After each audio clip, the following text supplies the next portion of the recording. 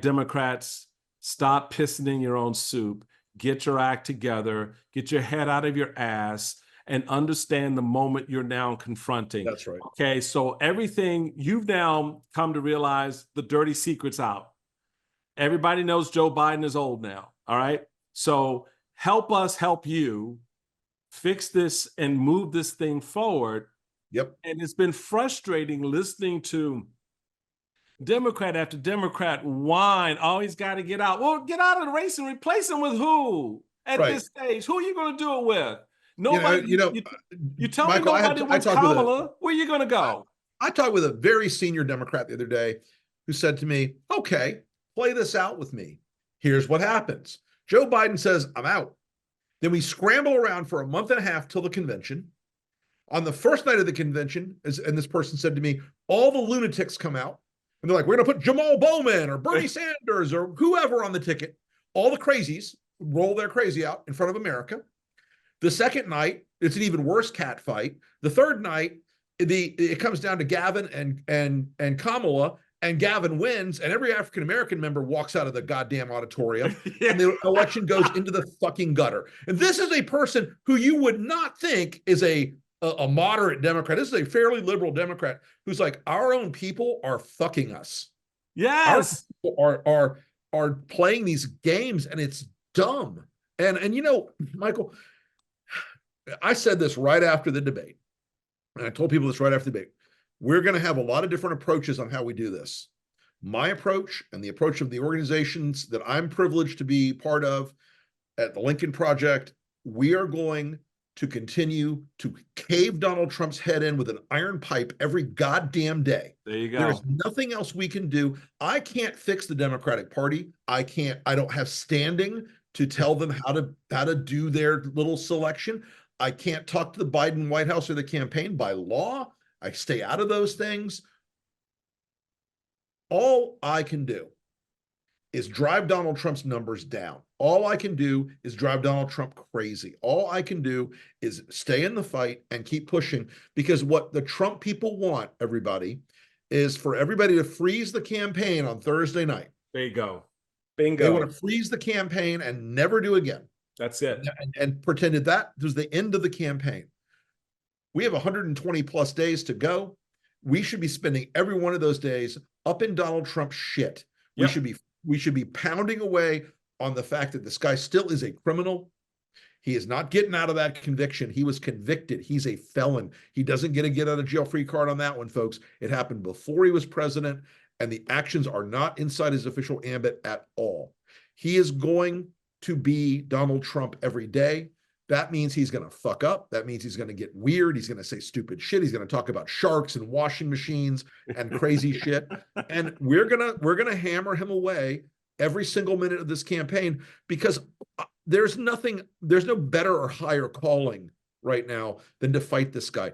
Right. The Democratic Party will have to work this out. The White House has to figure this out. We can't change that. But what I can do is not be out there bitching and moaning about it in public to everybody and saying, oh, it's over. We're so sad. Fuck that. Get in the fight, people. Thank you. Get in the fight.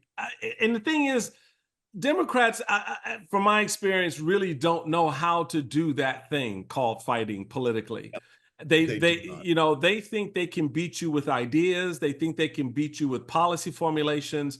You and I come from the scrappy, Middle Earth environment where, you got to crawl up out of the ground. That's baby. Right.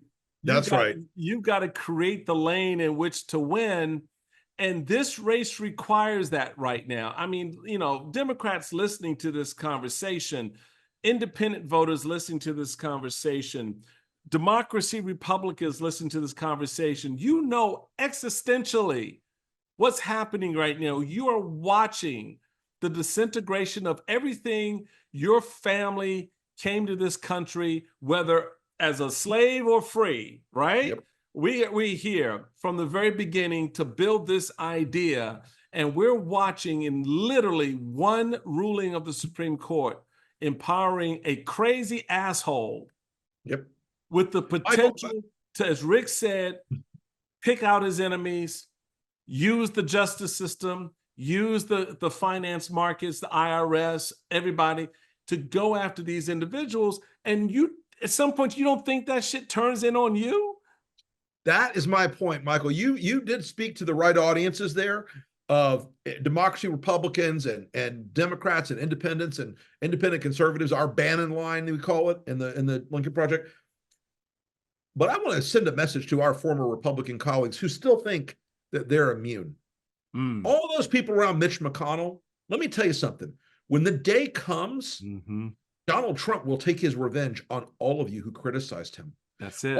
Anybody who ever said a damn harsh word about him is going to be on the chopping block.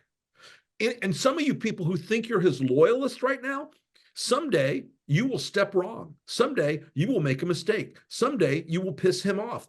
And guess what? All those magnificent tools that you're cheerleading for right now, yay, Trump has ultimate power.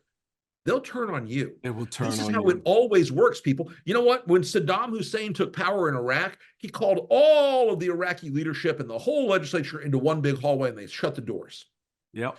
And some of his most loyal lieutenants ended up being shot in the head that day. Yep. Because he wanted to show that he could do anything to anybody and nobody was ever safe.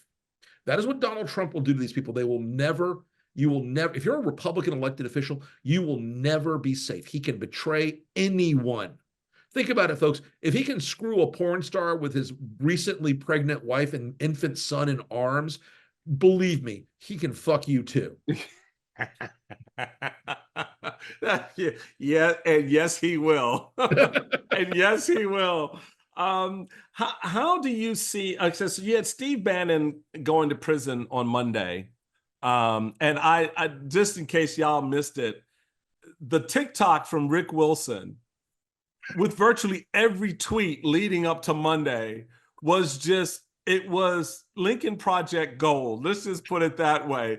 So Rick would put out a tweet going, I'm going to the grocery store and I know I got to grab a bunch of things. Oh, and Steve Bannon's going to prison in 3 days. It was just right. It's one of these things that sort of was hung out there as a reminder to the very thing you're just talking about, is that in this collection of misfit characters that are now seemingly being repositioned to take control of the government, you have people who will bring back into this space an agenda, a revenge, retribution. Bannon amongst all of them, when he gets out in 4 or 5 months, whatever his sentence is going to saddle back up and be right in that space. How does this play out, do you think? And what do you think happens with some of these players like Gates and Green and Lauren Boebert and others as they get repositioned for, I think the point that you just made, an assault on the good people who stood in the way to prevent bad things from happening?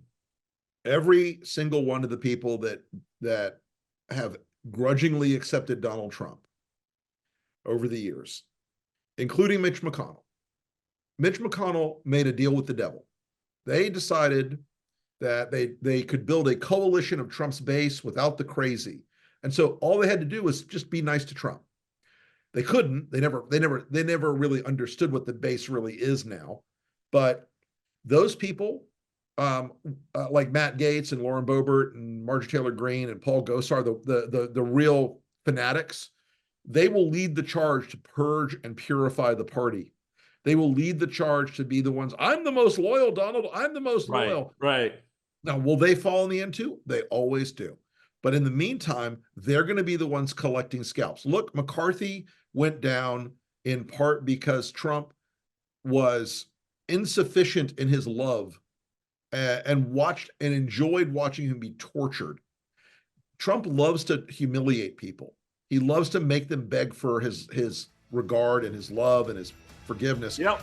And he's never going to forgive any of them.